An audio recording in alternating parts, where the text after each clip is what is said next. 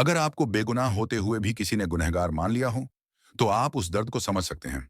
और अगर वही इंसान जिससे आपने सबसे ज्यादा प्यार किया, आपको छोड़ दे, तो क्या आप फिर भी सच्चाई की लड़ाई लड़ेंगे? आज की कहानी है लक्ष्मी की, एक ऐसी औरत की जो अपने टूटे हुए रिश्ते और अपने ऊपर लगे झूठे इल्जामों के खिलाफ खड़ी होती है। लक्ष्मी पर एक बड़ा इल्जाम लगा था। नीलम आंटी के साथ हुए हादसे के पीछे उसका नाम आ रहा था। पूरा घर उसे शक की नजर से देखने लगा। आरशी, जिससे वो दिल से जुड़ी थी, वो भी चुप था। अब उसके पास दो रास्ते थे, या तो हार मान ले और सब कुछ छोड़ दे, या फिर डटकर सच्चाई साबित करे। लक्ष्मी ने दूसरा रास्ता चुना।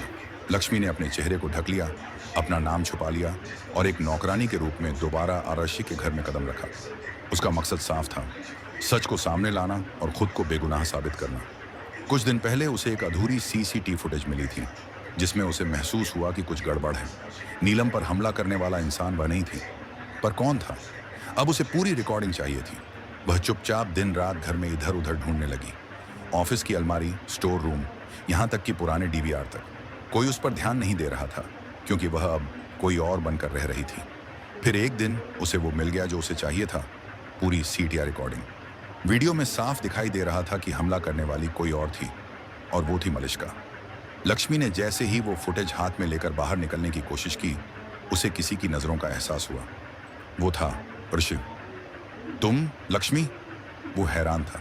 उसकी आंखों में गुस्सा नहीं, बल्कि हैरानी थी। लक्ष्मी ने बिना कुछ बोले फुटेज उसके हाथ में थमा दी। ऋषि ने वीडियो चलाया और उसके चेहरे का रंग बदल गया। ऋषि को समझ आ गया कि उसने कितनी बड़ी भूल की है।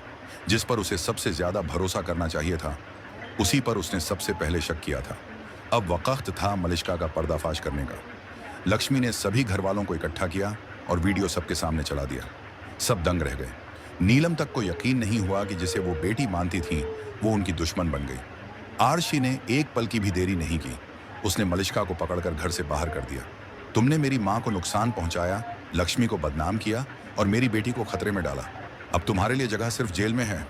मलिष्का चीखती रही, खुद को बचाने की कोशिश करती रही, लेकिन अब कोई नहीं सुन रहा था। आरशी ने खुद पुलिस को बुलाया और मलिष्का और अनुष्का दोनों को गिरफ्तार करवा दिया। सबके सामने आरशी ने लक्ष्मी के सामने सिर झुका दिया। लक्ष्मी, मुझे माफ कर दो। मैं तुम्हें पहचान नहीं पाया। इतना सब हो गया, लेकिन तुम अब भी सच के साथ खड़ी रही। तुमने मेरी माँ, मेरी बेटी, सबको बचा लिया, और मैं सिर्फ तमाशा देखता रहा। लक्ष्मी की आंखों में आंसू थे, लेकिन इस बार दुख के नहीं, सुकून के। मैंने कुछ नहीं किया, बस वो किया जो सही था, उसने कहा। क्या आपने कभी ऐसी सच्चाई के लिए लड़ाई लड़ी है जिसे कोई मानने को तैयार नहीं था? क्या आप मानते हैं कि विश्वास जितना जल्दी टूटता है, उतना ही मुश्किल से जुड़ता है? अपने अनुभव नीचे कमेंट में शेयर करें और जानिए इस कहानी का दूसरा भाग, जब आरशी अपनी गलती सुधारने की कोशिश करता है और दोबारा रिश्तों को जोड़ने की पहल करता है। लक्ष्मी ने अपने इरादों से न सिर्फ खुद को बेगुनाह साबित किया, तो क्या बल्कि पूरे बताया घर को था? सच्चाई दिखा दी। मलिष्का और अनुष्का की साजिश का पर्दाफाश हो चुका था। दोनों जेल भेजी जा चुकी थी, बना लेकिन देना। सच्चाई सामने आने के बाद जो खालीपन बचा था, वो अब भी दर्द दे रहा था। आप उन्हें वहाँ दे आरशी दो। जान चुका था कि उसने लक्ष्मी से बहुत बड़ी नाइंसाफी की है। अब उसे सिर्फ माफी मांगनी नहीं थी, बल्कि अपने टूटे हुए रिश्ते को फिर से जोड़ना था। आरशी दिन रात खुद से सवाल करता रहा। वो खुद को आईने में देख भी नहीं पा रहा था। वो मेरे उस तो क्या इंसान से वीडियो माफी ला मांगना रहे चाहता बस। था, जिसने हर कदम पर सिर्फ उसका भला सोचा, और फिर भी उसी पर उसने शक किया। एक रात अर्शी ने सालू से कहा, तुम्हें कैसे यकीन था कि लक्ष्मी कभी कुछ गलत नहीं करेगी? सालू मुस्कुराकर बोली, क्योंकि दीदी की आंखों में जो सच्चाई है, वो कोई नकली इंसान नहीं छुपा सकता। दीदी टूट सकती हैं, लेकिन झुक नहीं सकती। यही भरोसा था मुझे। ऋषि चुप रह गया। उसके मन में लक्ष्मी की वो सभी बातें गूंजने लगीं, जिन्हें उसने नजरअंदाज कर दिया था। जिस लक्ष्मी को नीलम ने घर से निकलवा दिया था, अब वही बहू उन्हें फिर से अपनी लगने लगी थी। एक सुबह जब लक्ष्मी पूजा की थाली लेकर आई, नीलम ने पहली बार बिना शक के उसकी तरफ देखा। बेटा, उन्होंने धीमे स्वर में कहा, तुमने जो किया वो कोई और नहीं कर सकता था। तुमने खुद पर लगे इल्जामों को सहा, लेकिन किसी पर उंगली नहीं उठाई। मुझे माफ कर दो। लक्ष्मी ने हाथ जोड़े और बस इतना कहा, माँ, अगर घर आपका है तो मेरा फर्ज था इसे टूटने से बचाना। अब आरशी और चुप नहीं रह सका। घर के सामने सभी खड़े थे, नीलम, पापा जी, सालू और बाकी रिश्तेदार। आरशी सीधा लक्ष्मी के सामने आया और सबके सामने कहा, मैंने इस लड़की को सिर्फ अपनी बीवी नहीं, अपने जीवन का हिस्सा बनाया था, लेकिन मैं उसे समझ नहीं पाया। मैंने उस पर भरोसा नहीं किया जब उसे मेरी सबसे ज्यादा जरूरत थी। उसने रुककर गहरी सांस ली। लक्ष्मी, अगर आज मैं तुमसे फिर से कहूं कि मेरी जिंदगी में वापस आओ, तो क्या तुम वापस आओगी? लक्ष्मी चुप रही। उसने कुछ देर आरशी की आंखों में देखा, फिर बोली, रिश्ते दोबारा बन सकते हैं, लेकिन उन्हें दोबारा जीने के लिए वक्त और भरोसा चाहिए। अगर तुम तैयार हो इस सफर को मेरे साथ चलने के लिए, तो मैं भी तैयार हूं, एक नई शुरुआत के लिए। ऋषि ने मुस्कुराकर उसका हाथ थाम लिया। इस बार मैं तुम्हें कभी अकेला नहीं छोड़ूंगा। घर में फिर से रौनक लौट आई थी। नीलम ने खुद लक्ष्मी के लिए गहनों और कपड़ों की नई खरीदारी की। पापा जी ने कहा, अब की बार शादी पूरे रीति रिवाज से होनी चाहिए। सालू ने हंसते हुए कहा, और इस बार डांस में शुरू करूंगी। शादी की तैयारियां शुरू हो चुकी थीं, लेकिन इस बार यह शादी किसी मजबूरी या साजिश का हिस्सा नहीं थी। ये शादी थी प्यार, समझ और भरोसे की। शादी की तारीख तय हो गई, शुभ मुहूर्त चुना गया। सारा परिवार जो एक बार बिखर चुका था, अब दोबारा जुड़ रहा था। लक्ष्मी और अर्शी अब पहले जैसे नहीं थे। अब वे दो इंसान नहीं, बल्कि एक ऐसा रिश्ता थे जो हर गलतफहमी, हर इल्जाम, हर झूठ से ऊपर उठ चुका था। क्या आपने कभी किसी को माफ किया है जिसने आपको सबसे ज्यादा तकलीफ दी हो? क्या आप मानते हैं कि टूटा हुआ रिश्ता भी फिर से जुड़ सकता है अगर दिल सच्चा हो? हमें नीचे कमेंट में बताएं। और तीसरे और अंतिम भाग में जानिए, क्या लक्ष्मी और अर्शी की शादी इस बार सच्चाई और प्यार के साथ पूरी होगी, या फिर कोई नया तूफान इनकी जिंदगी में दस्तक देगा? घर में रौनक थी। जहां कभी तनाव और गलतफहमियों ने जगह बना ली थी, अब वहां सजावट, मुस्कानें और नए रिश्तों की उम्मीदें थीं। आरशी और लक्ष्मी की फिर से शादी होनी थी, इस बार मजबूरी में नहीं, बल्कि प्यार और भरोसे की बुनियाद पर। नीलम, जो कभी लक्ष्मी को स्वीकार नहीं कर पाई थी, अब सबसे आगे थी।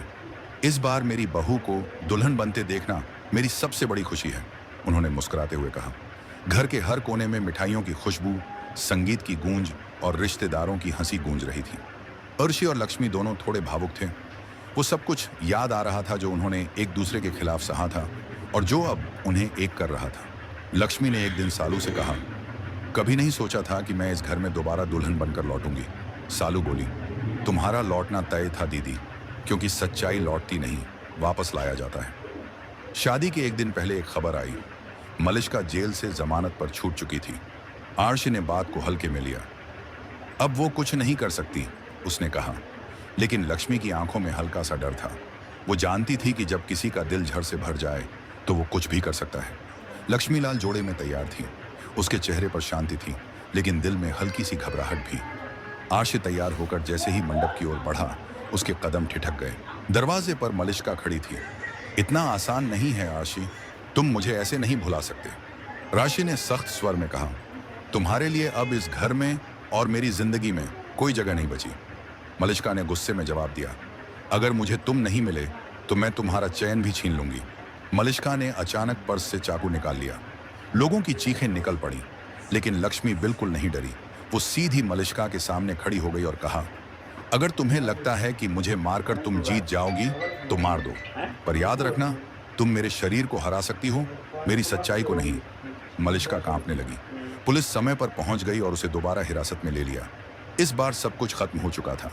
आरशी और लक्ष्मी एक बार फिर 7 फेरे लेने के लिए तैयार थे। पंडित जी ने मंत्र पढ़ने शुरू किए। हर फेरा सिर्फ एक रस्म नहीं था, हर फेरा उन दर्दों, सच्चाइयों और वादों की गवाही दे रहा था जो उन्होंने साथ में देखे और निभाए। पहला फेरा, सच्चाई के लिए साथ दो। दूसरा फेरा, एक दूसरे का सम्मान 3। तीसरा फेरा, साझा जीवन 4। चौथा फेरा, एक दूसरे के फैसलों की कद्र 5। पांचवां फेरा, साथ हंसना और रोना। छठा फेरा, बच्चों के लिए एकजुट रहना। सातवां फेरा, जन्मों जन्मों तक साथ निभाना। शादी पूरी हुई और जब आरशी ने सिंदूर भरकर लक्ष्मी की मांग सजाई तो पूरे घर में तालियों की गूंज और खुशियों की बाढ़ आ गई। कुछ महीने बाद लक्ष्मी ने एक प्यारी सी बेटी को जन्म दिया। घर में फिर से नई रोशनी आई। नीलम ने बच्ची को गोद में लेकर कहा, इस घर की नई लक्ष्मी आ गई है। सालू बोली, अब दीदी की कहानी नहीं, हम सबकी कहानी पूरी हुई है। राशि ने लक्ष्मी का हाथ थामकर कहा, तुम सिर्फ मेरी पत्नी नहीं, मेरी ताकत हो। जिस प्यार की मैं कद्र नहीं कर पाया था, अब उसे हर पल जीकर दिखाऊंगा। क्या आप मानते हैं कि सच्चे प्यार को कोई साजिश हरा नहीं सकती? क्या आपने कभी ऐसे रिश्ते देखे हैं जो सब कुछ झेल कर भी फिर से जुड़ जाते हैं?